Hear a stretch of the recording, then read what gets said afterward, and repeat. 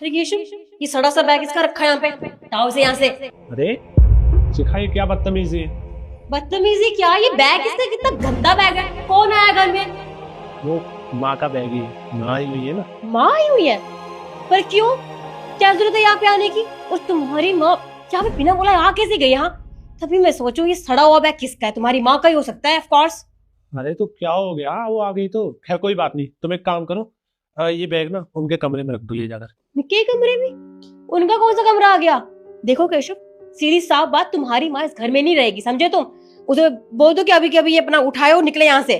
शिखा, तुम पागल हो गया? थोड़ा धीरे बोलो। अरे वो सुन लेगी तो खामखा बुरा मान जाएगी। तो अच्छी बात है, मैं सुनाने के लिए ही बोल रही हूँ।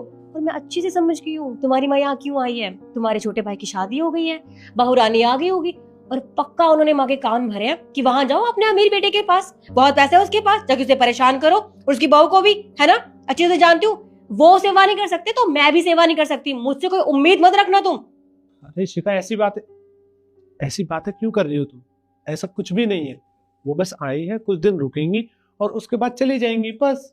अभी मैं सोचूं आते इतनी बदबू क्यों आ रही थी, और वो खाना क्यों बना रही है? राशन फ्री में आता है, पैसे तुम देते हो राशन के केशव, वो नहीं खरीद के देती है। और मुझे कुछ नहीं पता, वो आते ही नुकसान करना शुरू कर दिया उन्होंने। अभी कभी बोलो जा यहाँ से, वरना मैं यहाँ से जा रही हूँ, क्योंकि मुझसे बर्दाश्त नहीं होगा। अरे शिखा, वो हमें परेशान नहीं करेंगी। और तुम्हें पता है, अभी रसोई में वो हमारा फेवरेट खाना बना रही है। मुझे कुछ नहीं पता केशव, तुम अच्छे से जानती हो मैं ऑफिस जाती हूँ, तुम भी ऑफिस जाती हो। यार मैं सुबह उठ के उनके लिए नाश्ता नहीं बना सकती, मैं बहुत बिजी होती हूँ, मुझसे उनकी सेवा नहीं होगी। मुझे कुछ नहीं पता, मैं कोई काम नहीं करने वाली। या तो अपनी माँ को यहाँ से भगाओ, ना तो मैं अपने मायके चली जाऊंगी। ठीक है, कोई बात नहीं।